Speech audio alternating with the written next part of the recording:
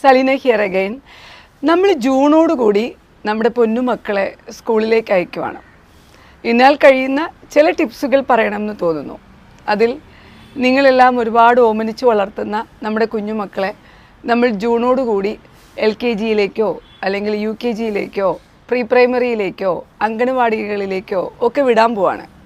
അപ്പോൾ എനിക്ക് നിങ്ങളെപ്പോലെ തന്നെ അറിയാവുന്നത് പലരും കുട്ടികളെ സ്കൂളിലേക്ക് അയക്കുന്നതിൻ്റെ ഒരു വിഷമം ഉണ്ടാവാം, പല ആകാംക്ഷകളുണ്ടാവാം, ആങ്സൈറ്റി ഉണ്ടാവാം, സ്കൂളിനെ കുറിച്ചിട്ടുള്ള ഒരുപാട് ഹോപ്പ് ഉണ്ടാകാം, ഒരുപാട് ആഗ്രഹങ്ങളുണ്ടാകാം. അതിനെയൊക്കെ ബേസ് ചെയ്തുകൊണ്ട് മനഃശാസ്ത്രപരമായി തന്നെ എനിക്കറിയാവുന്ന ചില ടിപ്സ് നിങ്ങളുമായി പങ്കുവയ്ക്കണമെന്ന് ആഗ്രഹിക്കുന്നു. Positive parenting during school opening 2025. നിങ്ങൾക്കെല്ലാം നന്നായി അറിയുന്ന പോലെ തന്നെ നമ്മുടെ കുട്ടികളിപ്പോൾ വർക്കിംഗ് പാരൻസിൻ്റെ കുഞ്ഞുങ്ങളായിക്കോട്ടെ, അല്ലെങ്കിൽ സിംഗിൾ പാരൻറ്റിങ് ആയിക്കോട്ടെ, അതല്ലെങ്കിൽ ന്യൂക്ലിയർ ഫാമിലി ആയിക്കോട്ടെ, ജോയിൻറ്റ് ഫാമിലി ആയിക്കോട്ടെ, എല്ലാവരുടെയും സംരക്ഷണയിലാണ് നമ്മുടെ കുഞ്ഞുമക്കൾ ഇപ്പോഴുള്ളത്. അല്ലെങ്കിൽ ചിലപ്പോൾ ഗാഡ്ജറ്റ്സുകളുടെ സംരക്ഷണയിലായിരിക്കും. എന്തായാലും അവരൊരു കംഫർട്ട് സോണിലാണ്. അവരെ സംബന്ധിക്കുമ്പോൾ ആ കംഫർട്ട് സോൺ എന്ന് പറയുന്നത് ജൂൺ ആദ്യവാരത്തോടു കൂടി ഓപ്പൺ ആവുകയാണ്. ആ കംഫർട്ട് സോൺ എന്ന് പറഞ്ഞാൽ ഡിസ്കംഫർട്ടിലേക്ക് അവർ മാറുകയാണ്. അപ്പോൾ എന്തായാലും അവിടെ ഒരു റിപ്പൾഷൻ ബിഹേവിയർ ഉണ്ടാകും, ഒരു തരത്തിലുള്ള സങ്കടങ്ങളുണ്ടാകും, കരച്ചിലുകളുണ്ടാകും, പോകുന്നില്ല എന്ന് പറയാൻ സാധ്യതയുണ്ട്, ഇതൊക്കെ ഉണ്ടാകാം. ഇതെല്ലാത്തിനെയും കൂടെ കാണിക്കുന്നൊരു പേരായിരിക്കും നമുക്ക് പറയാൻ പറ്റുന്നത് അറ്റാച്ച്മെൻറ്റ് തിയറി. നിങ്ങളുടെ മക്കൾ എത്രത്തോളം നിങ്ങളുമായി അറ്റാച്ച്ഡ് ആണ്, അല്ലെങ്കിൽ നമ്മുടെ മക്കൾ എത്രത്തോളം നമ്മളുമായി അറ്റാച്ച്ഡ് ആണ്, അത്രത്തോളം അവർ ഡിറ്റാച്ച് ചെയ്യുന്നതിന് വളരെയധികം ബുദ്ധിമുട്ട് കാണിക്കും. അതുകൊണ്ട് തന്നെ ഇതിപ്പോൾ മെയ് മാസമാണ്, ഞാൻ ഈ വീഡിയോ ഷൂട്ട് ചെയ്യുന്നത് മെയ് ഫസ്റ്റ് വീക്കാണ്. ഏതാണ്ട് ഇനി നമ്മൾക്കൊരു 20-25 ദിവസത്തോളം ഉണ്ട്. അത് നിങ്ങൾ ശ്രദ്ധയോടുകൂടി പരിപാലിക്കുകയാണെങ്കിൽ ഈ അറ്റാച്ച്മെൻറ്റ് തിയറിയെ പതിയെ നമ്മൾക്ക് അണ്ടർടേക്ക് ചെയ്തുകൊണ്ട് നമ്മുടെ മക്കൾ സാധാരണഗതിയിൽ ജോയിൻറ്റ് ഫാമിലി ആണെങ്കിൽ ഒരു ചെറിയ സംവിധാനത്തിൽ നിങ്ങൾ കുറച്ച് പുറത്തേക്ക് പോവുകയോ കുറച്ച് സമയം നിങ്ങൾ ഇല്ലാതാവുകയോ ചെയ്യാം. അല്ലെങ്കിൽ കുറച്ച് സമയം നിങ്ങൾ മറ്റെന്തെങ്കിലും കാര്യത്തിന് കുഞ്ഞുങ്ങളെ വീട്ടിലാക്കിയതിന് ശേഷം നിങ്ങൾക്ക് പുറത്തേക്ക് പോവാം. രണ്ടാമത് നിങ്ങൾ വർക്കിംഗ് പാരൻ്റ് ആണെങ്കിൽ ആഫ്റ്റർ സ്കൂളിലേക്ക് വിടുന്നത് നമ്മൾക്ക് കുറച്ചുകൂടെ കണ്ടിന്യൂ ചെയ്യുകയോ കൂട്ടുകയോ ചെയ്യാം. അല്ലെങ്കിൽ നിയർ ബൈ ആയിട്ടുള്ളൊരു അംഗനവാടിയിൽ ഒരു സോഷ്യൽ സെറ്റിങ്സിലേക്ക് നമ്മുടെ കുഞ്ഞുങ്ങളെ അയക്കാം. മൂന്നാമതായി നിങ്ങളൊരു ജോയിൻറ്റ് ഫാമിലി ഒരു ന്യൂക്ലിയർ ഫാമിലി, ഇതൊന്നല്ല ഒരു സിംഗിൾ പാരൻ്റ് ആണ് എങ്കിൽ നമ്മുടെ റിലേറ്റീവ്സിൻ്റെ വീട്ടിലേക്കോ അല്ലെങ്കിൽ നമ്മുടെ സുഹൃത്തുക്കളുടെ വീട്ടിലേക്കോ കുറേശ്ശായിട്ട് നമ്മുടെ കുഞ്ഞുങ്ങളെ പതിയെ ഒരു 10 മിനിറ്റോ അല്ലെങ്കിൽ ഒരു അരമണിക്കൂറോ വീതം അവരെ കൊണ്ടാക്കിയതിലൂടെ ഈ ഒരു അറ്റാച്ച്മെൻറ്റ് തിയറി എന്ന് പറയുന്നൊരു സംവിധാനത്തിൻ്റെ പോസിറ്റീവ് ഇമ്പാക്റ്റിലൂടെ പതിയെ ഒരു മാസം കൊണ്ട് നമ്മുടെ കുഞ്ഞുങ്ങളെ കുറേശ്ശെ നമ്മളിൽ നിന്നും ഒന്ന് മാറ്റി ആ ഒരു സോഷ്യൽ സെറ്റിങ്സിൻ്റെ ഡിസ്കംഫർട്ടിലേക്ക് അവരെ കടത്തി. അങ്ങനെ ഒരു ഡിസ്കംഫർട്ടബിലിറ്റി വന്നാൽ തന്നെയും അത് എത്രത്തോളം അവർ പ്രാക്ടിക്കലി കവർ ചെയ്യുമെന്നുള്ള കാര്യത്തെക്കുറിച്ച് മനസ്സിലാക്കുന്നത് നല്ലതായിരിക്കും. So tip number 1, attachment theory through detaching through socio emotional learning. ഇനി നമുക്ക് നോക്കിയാൽ നമ്മുടെ കുഞ്ഞുങ്ങൾ ദിനചര്യകളിൽ നമ്മളിപ്പോൾ ജോലിയുള്ളവരാണ് എങ്കിൽ ഗ്രാൻഡ് പാരൻസിൻ്റെ അടുത്ത് ആക്കിയിട്ട് പോവുകയോ അല്ലെങ്കിൽ നമ്മൾ അംഗനവാടിയിലോ മറ്റോ വിടുകയാണെങ്കിൽ മൺഡേ ടു ഫ്രൈഡേ നമ്മുടെ ജോലിക്കനുസരിച്ച് വിടുകയും സാറ്റർഡേ കുഞ്ഞുമക്കൾ ഉറങ്ങിക്കോട്ടെ എന്ന് നമ്മൾ ചിലരെങ്കിലും കരുതുകയും ചെയ്യുന്നൊരു സമയമാണിത്. പക്ഷേ അടുത്ത ഒരു മാസത്തേക്ക് അങ്ങനെ നിങ്ങൾ ചെയ്യരുത്. കാര്യം ബിഹേവിയറൽ സൈക്കോളജി ബേസ് ചെയ്തുകൊണ്ട് കുട്ടികൾ റിതത്തിൽ വർക്ക് ചെയ്യാൻ ആഗ്രഹിക്കുന്നവരാണ്, അല്ലെങ്കിൽ കുഞ്ഞുമക്കൾ എപ്പോഴും വിഷ്വലി റിത്തമിക്കാണ്. അങ്ങനത്തെ ഒരു സിറ്റുവേഷൻ വരുമ്പോൾ നമ്മൾ സംസാരിക്കുന്ന വാക്കുകൾ അവരുടെ സെൻറ്റൻസ് ആകുന്ന പോലെ തന്നെ, സെൻറ്റൻസ് വാക്യങ്ങൾ സ്ട്രക്ചർ ആകുന്ന പോലെ തന്നെ, സ്ട്രക്ചർ ഒരാളുടെ ക്യാരക്ടർ ആകുന്ന പോലെ തന്നെ, ക്യാരക്ടർ ഒരാളുടെ ബിഹേവിയർ ആകുന്ന പോലെ തന്നെ, ബിഹേവിയർ ഒരാളുടെ പേഴ്സണാലിറ്റി ആകുന്ന പോലെ തന്നെയാണ് ബിഹേവിയർ സൈക്കോളജിയിൽ നമ്മൾ കൊഗ്നിറ്റീവ് ബിഹേവിയർ കറക്റ്റ് ചെയ്യുന്നത്. അതിൻ്റെ ഭാഗമായിട്ട് നമ്മുടെ കുഞ്ഞുമക്കൾ എഴുന്നേൽക്കുന്ന സമയം നമ്മൾ എന്ത് ചെയ്യുക? ഇപ്പോൾ രാവിലെ നമ്മളെല്ലാം ഓഫീസിൽ പോകുന്ന സമയത്ത് അവർ ഉറങ്ങിക്കോട്ടെ കുഞ്ഞല്ലേ എന്ന് വിചാരിക്കുന്നത് നമ്മൾ ഇന്നു മുതൽ വിചാരിക്കരുത്.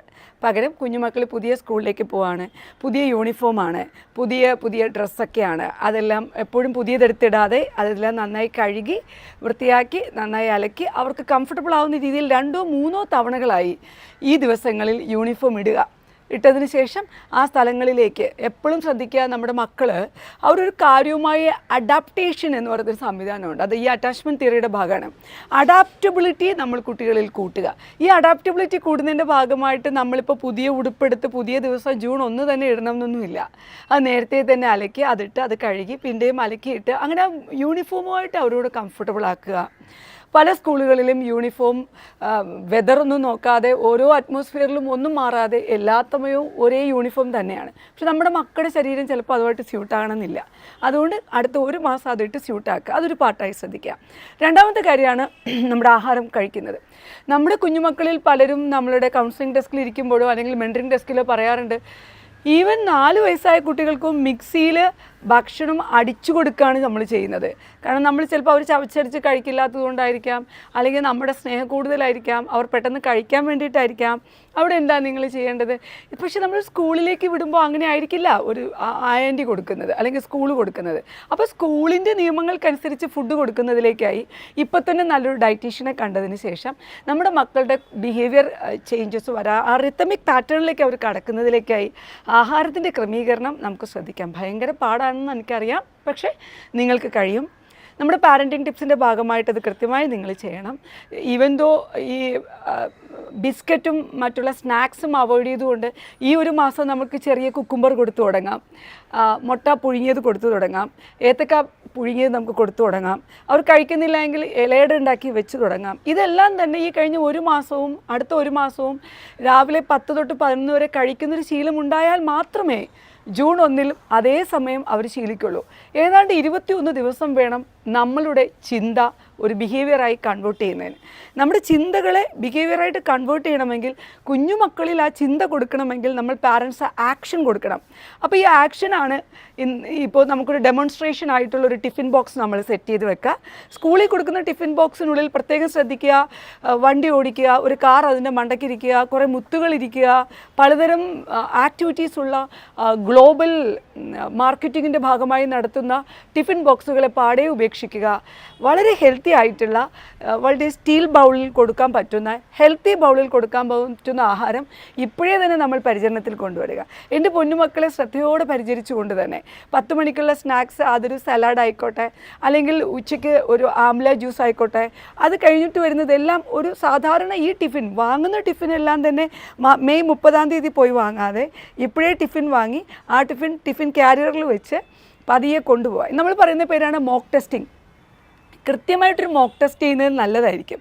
അതുപോലെ തന്നെ സ്നാക്സ് ഇപ്പോൾ കൊടുത്തുകൊണ്ടിരിക്കുന്നുണ്ടെങ്കിൽ അത് അപ്പാടെ അവോയ്ഡ് ചെയ്തുകൊണ്ട് ഹെൽത്തി ഫുഡ് നമ്മുടെ മക്കൾക്ക് കൊടുത്തയക്കാൻ ശ്രദ്ധിക്കുക.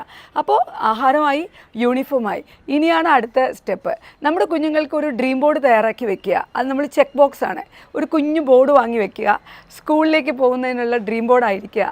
അത് നിങ്ങൾ തന്നെ അവരുടെ ചെറിയ ചെറിയ ഷേപ്പുകളിലേക്ക് അത് എഴുതുക. അവരുടെ ബെഡ്റൂമിൽ അത് സൂക്ഷിച്ച് കാത്തു വയ്ക്കുക. ചെറിയ ടിപ്സ് എഴുതി വെക്കുക, ചെറിയ സ്റ്റാർ എഴുതി വെക്കുക, നല്ല ഇമോജികൾ, അവർക്ക് ഇഷ്ടപ്പെടുന്ന സ്മൈലീസ് അതിലേക്ക് സ്റ്റിക്ക് ചെയ്ത് വെക്കുക. അതൊരു ചാർട്ടായിട്ട് പ്രിപ്പയർ ചെയ്യുക. So rise up early in the morning, so fresh one, we have to provide the must kick, hug or smile or tight kiss. Second one, ഒരു കുക്കുംബർ കഴിച്ചു, അല്ലെങ്കിൽ ഒരു ഡേറ്റ്സ് കഴിച്ചു, ഒരു ആംല കഴിച്ചു, അതിന് നമ്മൾ 2-3 സ്റ്റാർ കൊടുക്കുക. അത്തരത്തിൽ എല്ലാത്തിനും ടോക്കൺ ഇക്കോണമി സിസ്റ്റം കൊടുത്തുകൊണ്ട് സിമ്പിൾ ടാൻഡ്രം കട്ട് ചെയ്യുന്നതിലേക്ക് എൻ്റെ കുഞ്ഞുമക്കളെ വളരെ വ്യക്തമായി സ്കൂളിലേക്ക് അയക്കാൻ ആഹാരം, വസ്ത്രം, പാർപ്പിടം മാത്രമല്ല ഒരു പാരൻറ്റിങ് ടെക്നിക്സിൽ ബിഹേവിയറൽ സൈക്കോളജി നിങ്ങൾ ഉപയോഗിക്കുമെന്ന് കരുതുന്നു. So tip number 2, rhythmic behavioral sessions to mold their daily activities including food and tiffin. Sustainable ആയ ഒരു ഗുഡ് ബൈ എന്ന് പറയുന്നത് കരയാതെ പോയിരിക്കണേ, അമ്മ പോയിട്ട് വരാവേ എന്നതല്ല. A short goodbye for 4 o'clock still. അമ്മ will be there at home, you will be coming by school bus. അപ്പോൾ എപ്പോഴും നിങ്ങളുടെ സ്കൂളിനോട് എപ്പോഴും പറയേണ്ടിയിരിക്കുന്നു. ഞാൻ പലപ്പോഴും പല സ്കൂളുകളിൽ പറയാറുണ്ട്, ഈ മോക്ക് ആനുവൽ ഡേയ്സ് സ്കൂളുകൾ നടത്താറുണ്ട്. ആനുവൽ ഡേക്ക് തൊട്ട് മുന്നേ 4-5 തവണ ട്രയൽ നടത്താറുണ്ട്. അതുപോലെ എന്തുകൊണ്ട് എൻ്റെ കുഞ്ഞുമക്കൾക്ക് സ്കൂൾ ബസ് അയച്ചിട്ട് ഒരു 4-5 തവണ മോക്ക് ട്രയൽ നടത്തി കരച്ചിലും ബഹളമൊക്കെ മാറ്റിക്കൂടാ എൻ്റെ പ്രിയപ്പെട്ട സ്കൂൾ അതോറിറ്റികൾക്ക്? അത് നിങ്ങൾ അങ്ങോട്ടേക്കൊന്ന് ചോദിച്ചു നോക്കുക. കഴിയുമെങ്കിൽ നല്ല മനസ്സുള്ള ഒരുപാട് പേര് ഈ ലോകത്തുള്ളത് കൊണ്ട് അവിടെ ചിലപ്പോൾ അനുവദിക്കാം. അതുകൊണ്ട് അല്ലെങ്കിൽ നിങ്ങൾ ചെറിയ ബസ്സുകൾ അറേഞ്ച് ചെയ്തുകൊണ്ട് നിങ്ങൾ നമ്മുടെ കുഞ്ഞു ബസ്സുകളിലോ കുഞ്ഞു വാനുകളിലോ കുഞ്ഞുങ്ങളെ അയക്കുന്നൊരു ഫെസിലിറ്റേഷൻ നിങ്ങൾ ശ്രദ്ധിക്കണം. ഇല്ലെങ്കിൽ ജൂൺ മാസം മുഴുവൻ നിങ്ങൾ ഓഫീസിൽ പോയിരുന്നിട്ട് ചിലപ്പോൾ ഒറ്റയ്ക്ക് കരയുന്ന പാരൻസിനെ എനിക്ക് നന്നായിട്ടറിയാം. നിങ്ങളുടെ സ്ട്രെസ്സ് നിങ്ങൾക്ക് മാനേജ് ചെയ്യാൻ പറ്റാതെ വരും. കാരണം ഈ ഗുഡ് ബൈകൾ ഈ കുഞ്ഞുങ്ങളുടെ ജീവിതത്തിലുടനീളം ഉണ്ടാവും.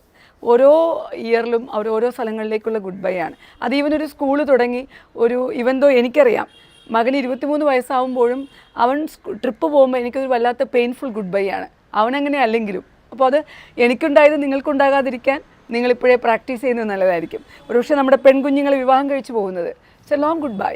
അത്തരത്തിലുള്ള ഒരുപാട് കാര്യങ്ങൾ ജീവിതത്തിൽ നമ്മൾക്ക് ഉണ്ടാകുന്നത് കൊണ്ട് തന്നെ ജീവിതത്തിലുടനീളമുള്ള ഈ ഗുഡ് ബൈ കുഞ്ഞുങ്ങൾക്ക് സ്വീകരിക്കാൻ മൈൻഡ്ഫുൾ ഗുഡ് ബൈ നമ്മൾക്ക് ഇന്ന് തൊട്ട് തന്നെ പ്രാക്ടീസ് ചെയ്യാം. Tip number 3, mindful good bye. അടുത്തതാണ് നല്ല ഭംഗിയുള്ളൊരു സാധനം, റിഫ്ലക്റ്റീവ് പാരൻറ്റിങ്. നമുക്ക് പലർക്കും ഈ ഞാനിവിടെ ഇരുന്ന് പ്രസംഗിക്കുന്ന പോലെ ഒന്നും ഈസി അല്ല ഈ കാര്യങ്ങളൊക്കെ. ഞാനൊക്കെ ഇപ്പോൾ 40s ഇങ്ങനെ ഇരുന്ന് പ്രസംഗിക്കുന്നത് ഭയങ്കര എളുപ്പമായിരിക്കും. പക്ഷേ എൻ്റെ ഉള്ളിലൊരു സങ്കടമുണ്ട്, നിങ്ങളിതെങ്ങനെയാണ് ചെയ്യുന്നത്. പക്ഷേ നിങ്ങൾക്ക് കഴിയും. എപ്പോഴും ശ്രദ്ധിക്കുക, ചേഞ്ച് ഒരു ഇന്നവിറ്റബിളാണ്. ആ ചേഞ്ച് നമ്മുടെ ലൈഫിൽ ഉണ്ടാകുന്നതിലേക്കായി, നമ്മുടെ മക്കളെ നമ്മൾ വിട്ടുകൊടുക്കുന്നതിലേക്കായി, നമ്മുടെ മക്കളെ കുറച്ച് സമയം നമ്മളൊരു ചെറിയ ഗ്യാപ്പിൽ അടുത്ത ആളിലേക്ക് കൈമാറുന്നതിലേക്കായി റിഫ്ലക്റ്റീവ് പാരൻറ്റിങ് ടിപ്സ് നിങ്ങളെ സഹായിക്കും.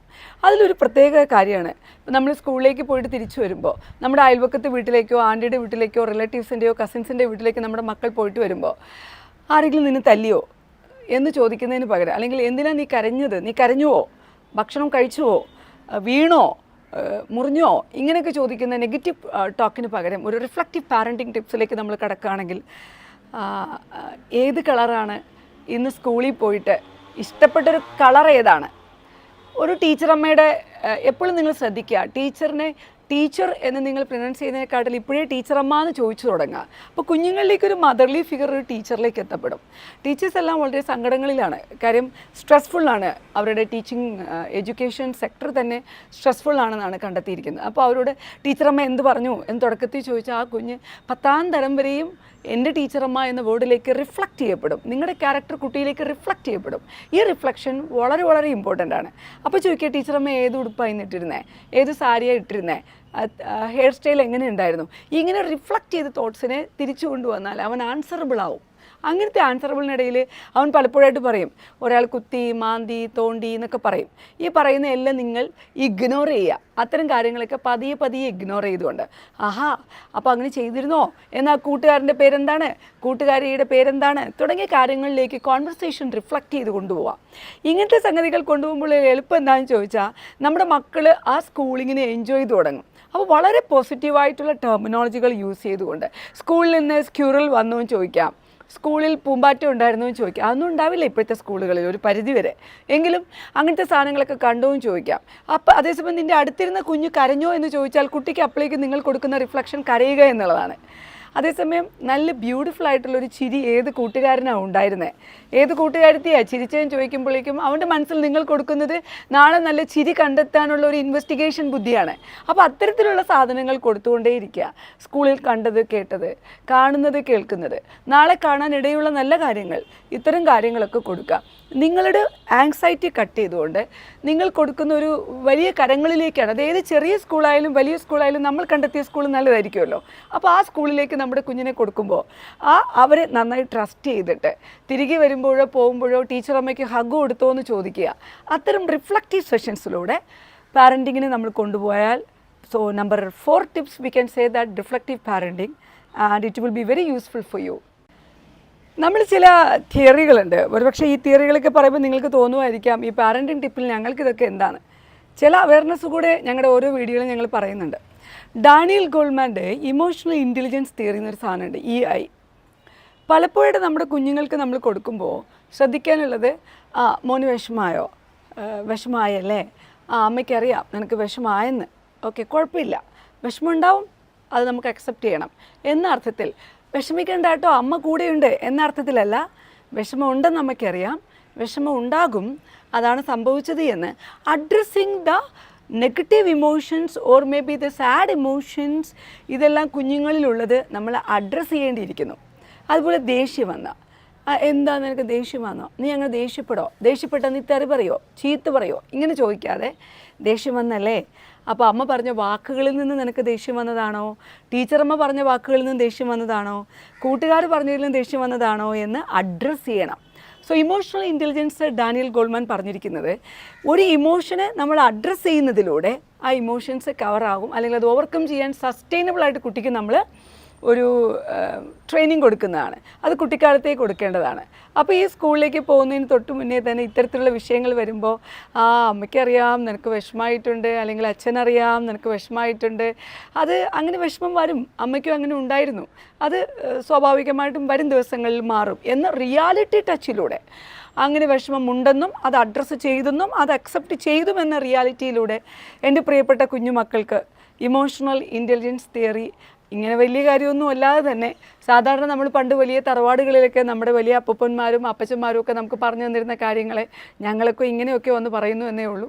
നിങ്ങളതിനെ അങ്ങനെ തന്നെ ആക്കി എടുത്താൽ കുറച്ചുകൂടെ എൻ്റെ കുഞ്ഞുമക്കൾക്ക് ഉപയോഗപ്പെടുമെന്ന് കരുതുന്നു. So tip number 5, Daniel Goleman, emotional intelligence theory. അതിനെ ബേസ് ചെയ്തിട്ടുള്ള addressing the emotions of every one.